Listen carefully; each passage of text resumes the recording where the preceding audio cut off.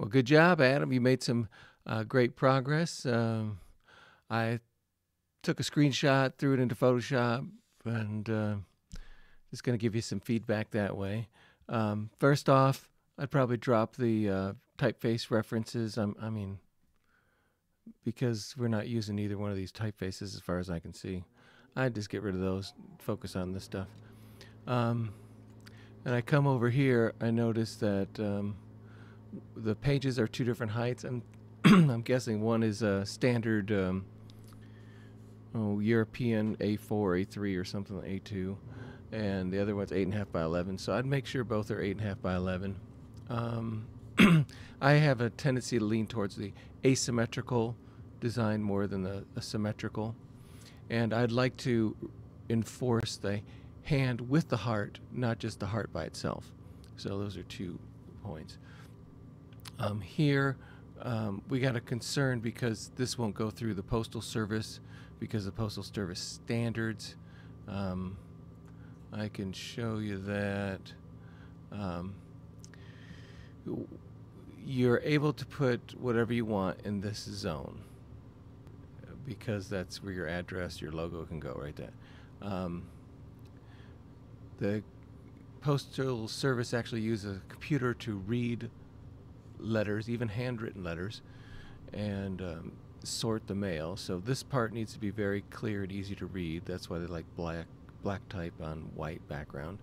And this can't have anything on it because they're going to print here. They're going to print a barcode based on what zip code you put in, and they'll even put the +4 zip code in a barcode. So you got to leave that blank.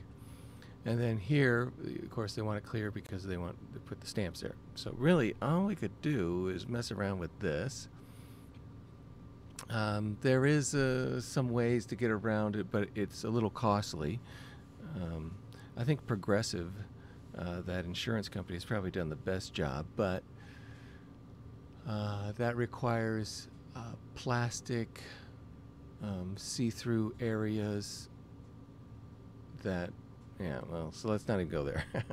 Let's get back to printing with what a nonprofit could really afford to send through the mail.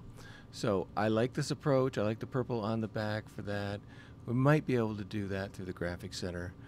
Again, I would switch this out to be the hand and the heart, both of them on the back. And then maybe just go all white on the front. I know, and we don't have to put the, this is the tagline. We don't have to put the tagline on everything.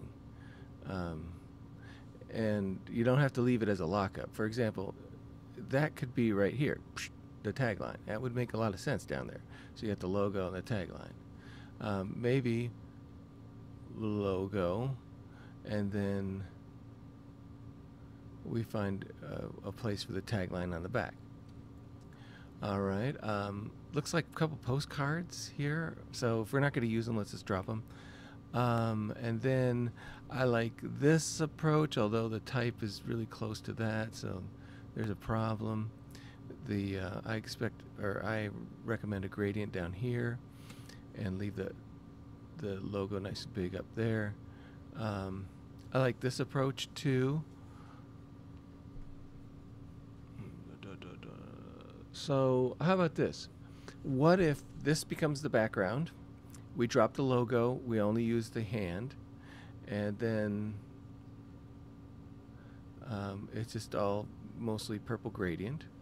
And then on this one, we have the logo, although I don't want it on this faint purple. I just want it on white. So I guess that would leave one shape. So try it with the standard logo. Okay. Okay. Business cards. Let's talk business cards. I'm going to start over again. Because I got a new idea. Business cards. On the back, let's go with the purple gradient like this, covering most of the back, and in the darkest purple area, that's where you put the hand in reverse. So white hand, purple heart, right in there. All the rest is gradient black. Good. Now the front, let's approach this as the front. Have the full logo, not the tagline, and then the details. Okay, so you don't need these shapes or anything if that's gonna save you some space. And eh, I don't know if the tagline is gonna work for the business card. So let's give that a shot. Um, I notice a lot of these you have a white zone around the edge.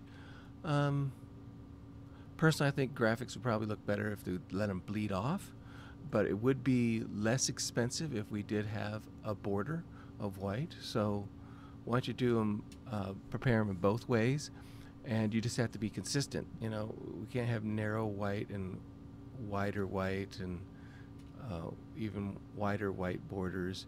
You're gonna have to say, okay, it's always gonna be like 3/8, and I'm always gonna stick with that, and that's what it's gonna be, and then we'll have consistency. It'll be part of the brand. All right, looking good. Oh, I noticed you moved the hand. Yeah, you little trickster. Um, I see that you rotated it. Okay, it looks friendlier that way. I'm glad the heart is upright.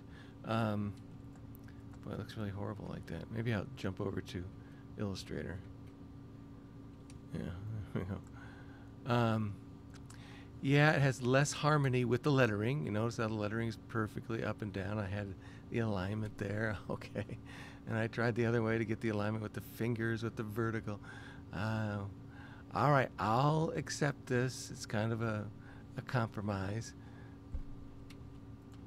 So, yeah, okay. I see what you're up to. And I noticed you haven't tried any other colors.